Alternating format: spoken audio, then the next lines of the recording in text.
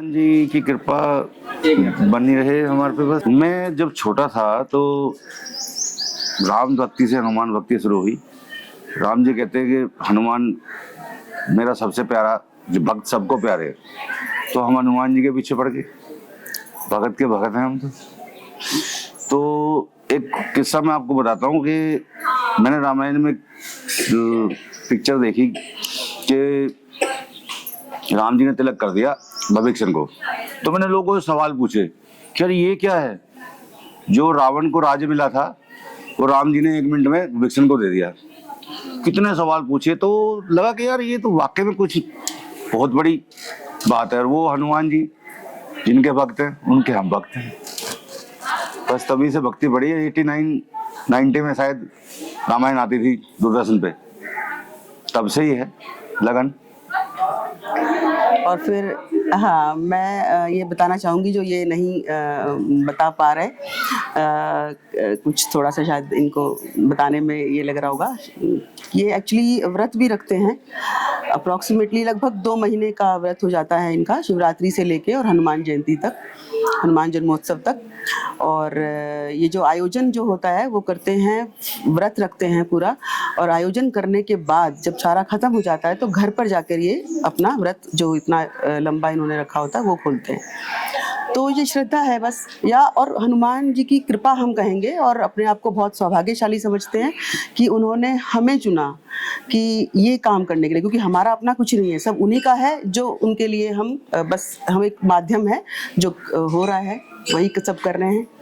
और हनुमान जी से बड़ा तो आज की दुनिया में, कलयुग में, वही एक भगवान है जो प्रत्यक्ष हैं और वास है जिनका यहाँ पर धरती पर। इस मंदिर के बारे में कुछ बताना चाहें आप? हाँ। मंदिर ये है 17वीं शताब्दी का। ये बाबा रामदेव ने पूजा की थी हिंगलाज देवी की। हिंगलाज देवी मंदिर है, बाद में स्थापित हो गए सब देव देवता है, तो तभी से ये मंदिर है। प्राचीन मंदिर है हमारा साथ में। ये हनुमान मंदिर है, तो ये हमारे फादर वगैरह के टाइम का बना हुआ है। ये हनुमान मंदिर है जो, ये तो 17वीं शताब्दी से बाबा रामदेव का मंदिर। और हिंगलाज देवी साक्षात है यहाँ। वाइब्रेशन फील होती है मंदिर में जाने से। और दूर दूर से लोग आते हैं। और दिल्ली में ऐसी जगह आप लोगों ने भी अभी अनुभव किया होगा कि ऐसी जगह आपको दिल्ली में नहीं मिलेगी। आप पहाड़ी पर ये मंदिर है, और ये क्योंकि पहलवान भी रहे हैं पीढ़ी से, हम दादा परदादा, तो इनका यहाँ अखाड़ा भी है जिसमें वो फ्री लोगों को सिखाते हैं, रेसलिंग सिखाते हैं और जूडो सिखाते हैं। अभी भी सिखाते हैं, अभी है, अखाड़ा चल रहा है। शाम को होगा ना, तो है। हाँ, तो वो है, और ये लोग सिखाते हैं और किसी से कुछ निशुल्क सिखाते हैं लोग। मैं इंटरनेशनल प्लेयर हूँ जूडो का। अच्छा, ये इंटरनेशनल जूडो चैंपियन है एक्चुअली। साउथ एशियन गोल्ड है मेरा। National games, national police game सारे जीते हुए मैंने। लाइफ टाइम अचीवमेंट अवार्ड इनको मिला है, महाराजा रंजीत सिंह अवार्ड इनको मिला है। तो सब गोल्ड मेडलिस्ट ये सब हनुमान जी की कृपा है, बाकी हमारा कुछ नहीं है। हाँ। जो मिला उनसे मिला, और वो हमसे करा रहे काम, ये बहुत बहुत बहुत बड़ी बात है। और जितना बड़ा स्केल पे काम होता है उतनी हमारा अस्तित्व नहीं है, वो अस्तित्व पैदा करते हैं इस काम को कराने के लिए। सैलरी के अकॉर्डिंग लगा जाए तो 30% साल का चला जाता है, तो वो वही दे रहे। हाँ, वही, मतलब जैसे होता है ना कि उनका दिया उन्हीं को, तो वो मैम को तो हमने देखा है जिस तरह से संस्कृति को संभाल के रखा है, और मैं कल से अपने बच्चों को भी बड़े गौर से देखा हूँ। मतलब ऐसा होता है कि आज के समय में, तो जिसे हम कलयुग कहते हैं, बड़ा मुश्किल समय है ये बच्चों में ये चीज़ें डालना। वो संस्कार मैंने आपके परिवार में खास तौर से देखे हैं। तो मैम, आप कैसे मैनेज करते हैं, कैसे आप अपने बच्चों को संस्कार अपने दिए आगे आने वाली माँओं के लिए आप समझेंगे? वास्तव में होता क्या है कि मैं बचपन से ही, क्योंकि मेरी माँ भी ये सब संस्कृति, पूजा पाठ और ये सब चीज़ें करती थी, तो मैं उनके साथ हमेशा मिलकर और उसमें भाग लेती थी। तो मुझे बचपन से ही वो आस्था रही। मेरे पापा भी रामायण पढ़ते थे और सुबह उठते थे तो रामायण चला देते थे, उसी से हमारी नींद खुलती थी। तो वहाँ से आप कह लीजिए। और उसके बाद जब मैं यहाँ आई शादी होकर, तो मैंने यहाँ भी ऐसी पूजा पाठ और व्रत और नवरात्रों का ये सब रखना शुरू किया। पतिदेव तो मंगलवार का व्रत, क्योंकि वो हनुमान जी के भक्त हमारे हैं, पीढ़ियों तो से चलता आ पीढ़ियों रहा से है। चलता आ रहा है। मेरा बेटा भी रखता है, मेरे जेठ जी भी रखते जितने भी हैं, पुरुष हैं हमारे घर में सब सब मंगलवार रखते हैं मंगलवार का व्रत।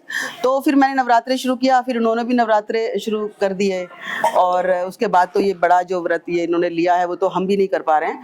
और इसी तरह बच्चे, जब हम कर रहे थे तो बच्चे भी देखते देखते बड़े हुए, वो भी इन्वॉल्व होने लगे। आरतियां पूजा हो रही थी तो वो भी बैठते थे, उनको बिठाते थे हम, वो बैठते थे, तो उनके अंदर भी वो भाव और वो आस्था और बहुत ज्यादा आ गई है। कोई संदेश आप देना चाहें आज की पीढ़ी को? मैं आज की पीढ़ी और माँओं को ये बोलना चाहूँगी कि जो हमारा जो संस्कृति को लोग भूल रहे हैं, बच्चे भूल रहे हैं, तो उसको बनाए रखना और वापस लाना हम लोगों का ही काम है, माँओं का खासकर काम है।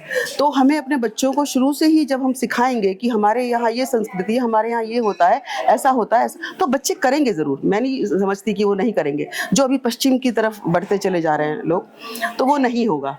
और जहाँ तक मेरे बच्चों का सवाल है, या और भी आप बताएंगे उनको तो वो ज़रूर करेंगे बच्चे, ऐसा नहीं है कि नहीं करेंगे, बट आपको भी करना पड़ेगा। जब आप करेंगे तभी वो करेंगे। सर आप कुछ कहना प्रत्यक्ष को प्रमाण की जरूरत नहीं है जी, मैंने भगवान को देखा है, जो चाहते हैं वो मिलता है।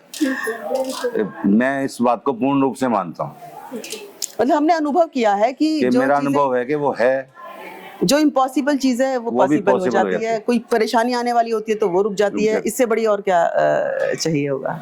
रामायण में लिखा भी है कि गड्ढे को पाट के उतना कर देते जितना गाय के खुर से मिट्टी निकलती है। तो दुख तो आएगा, पर इतना ही आएगा। हाथ जैसे- कटना हो तो उंगली कट जाएगी।